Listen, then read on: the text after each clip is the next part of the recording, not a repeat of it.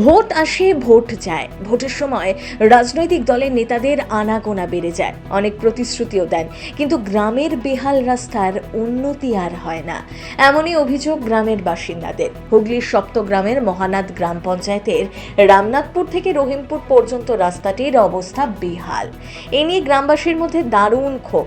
রাস্তায় গর্ত, হাঁটতে কষ্ট হয়, বাজারে যেতেও কষ্ট হয়, বাচ্চাদের স্কুলে যেতে হোঁচট খায়।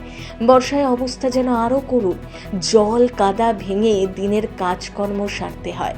বাসিন্দাদের অভিযোগ, ভোট দিলেও রাস্তার উন্নতি আর হয়নি।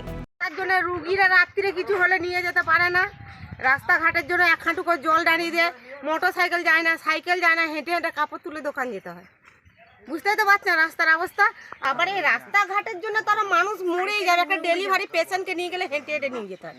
আমার যে মেয়েটাকে নিয়ে এসেছিলাম, আমি হেঁটে হেঁটে নিয়ে গেছি সে বাজারে। তাহলে বাচ্চাটা যদি রাস্তাঘাটে হয়ে যায় তাহলে তাদের কি চোখ নেই? দেখতে পাচ্ছে না? ভোটের বেলা ঠিক দেখতে পাচ্ছে। এখানে দাঁড়িয়ে ছিল, ওরে বাচ্চা নষ্ট হয়েছে, হ্যাঁ, ওরে বউয়ের বাচ্চা নষ্ট হয়েছে।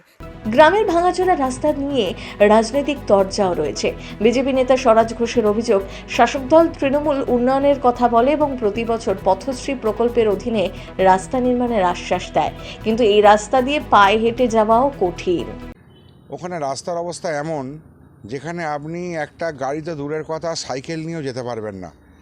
রাস্তা গর্ত, এবং গর্তগুলো হচ্ছে এক হাঁটু থেকে এক কোমর পর্যন্ত গর্ত আছে রাস্তার মধ্যে।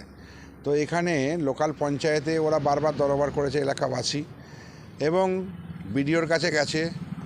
এই রাস্তার জন্যে ওরা দীর্ঘদিন দরবার করেছে বিভিন্ন সরকারি দপ্তরের কাছে।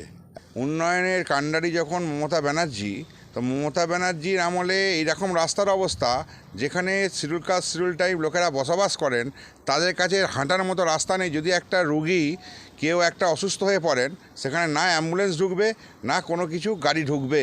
তাই তারা এমনভাবে ওই রাস্তার জন্য আজকে তারা বলতে চাইছে, রাস্তা যতক্ষণ না হচ্ছে আমরা এলাকায় কাউকে কোনো কিছু রাজনৈতিক দলকে ভোট দেব না।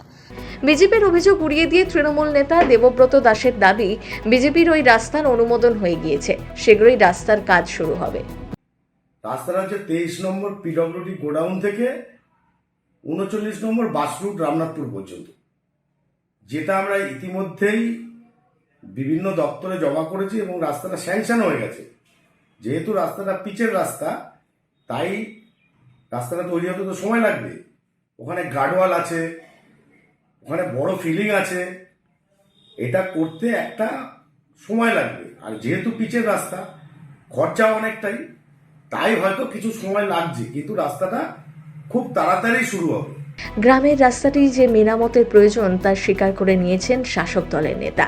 দেখার বিষয় সেই আশ্বাস কবে বাস্তব রূপ পায়। Bureau report, Hindustan news point.